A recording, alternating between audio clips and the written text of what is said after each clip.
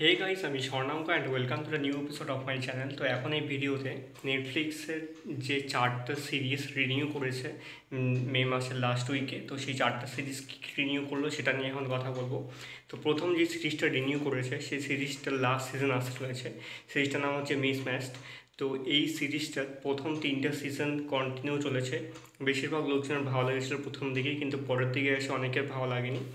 তো এই সিরিজটা বর্তমানে লাস্ট সিজনের জন্য আসছে এবং কয়েক মাসের মধ্যে সেটা আসবে সিজন 4, যেটা মিড বা লেট 2025 এরকম একটা সময় বলা হয়েছে।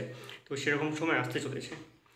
এই বছর একটা সিরিজ আসলো যেটার নাম হচ্ছে দি রয়্যালস সিজন 1, যেটা রাহুল পান্ডে ডিরেক্ট করেছে এবং রবি কিষান এটাতে রবি কিষান না, এই সিরিজটা ডিরেক্ট যিনি করেছিলেন তিনি হচ্ছেন নূপুর আস্থানা এবং প্রিয়াঙ্কা ঘোষ। যেটা সিজন 1টা প্রচণ্ড রকম নেগেটিভ রিভিউ পেয়েছে সকলের কাছে, এবং নেগেটিভ রিভিউ পাওয়ারই কথা ছিল, কারণ সিরিজটা বানানোই হয়েছিল ওভাবে। এটা সিজন 2 আবার রিনিউ করেছে নেটফ্লিক্স, যেটা সামনের বছর সকলে বলছে আসবে, কিন্তু আমি বলি সামনের বছরটা আসবে না। এটা 2027 এর শেষের দিকে বা মধ্যে এরকম একটা সময় আসতে পারে। দেখা যাক সিজন 2 আরও কতটা বেশি খারাপ বা অন্যরকম কিছু করতে পারে। তৃতীয় যে সিরিজটা রিনিউ করেছে সেই সিরিজটার নাম হচ্ছে ব্ল্যাক ওয়ারেন্ট, যেটা বিক্রমাদিত্য মোটাবানি করেছিল। এই বছরের প্রথম দিকে এসেছিলো, যেটা খুব ভালো এবং পজিটিভ রিভিউ পেয়েছে সবার কাছ থেকে।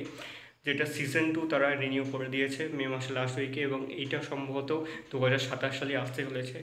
দেখা যাক কেমন হয় এই সিরিজটা এবার, এবং এই জেলটার মধ্যে যে ঘটনাগুলো ঘটে সেগুলোর ব্যাপারে কতটা কী আমাদের দেখায়। এটা তৃতীয় সিরিজ এবং লাস্ট সিরিজ রিনিউ করেছে নেটফ্লিক্স। এই সিরিজটার নাম হচ্ছে মামলা লিগাল হয় সিজন 2, যেটা আগের বছর রিনিউ হয়ে গেছিলো। বর্তমানে সিরিজটার ফিল্মিং চলছে। রবি কিষান যার লিড রোলে রয়েছে, এটা রাহুল পান্ডে ডিরেক্ট করেছে, যেটা এখনই বললাম ফিল্মিং চলছে, এবং এই সিরিজটা সম্ভবত এই বছরের শেষে বা সামনের বছরের শুরুতে আসতে পারে। দেখা যাক কেমন হয়। তো এই 4টা সিরিজ রিনিউ করা হয়েছে। তোমরা কোন কোন সিরিজটার জন্য এক্সাইটেড অবশ্যই কমেন্ট করে জানিও।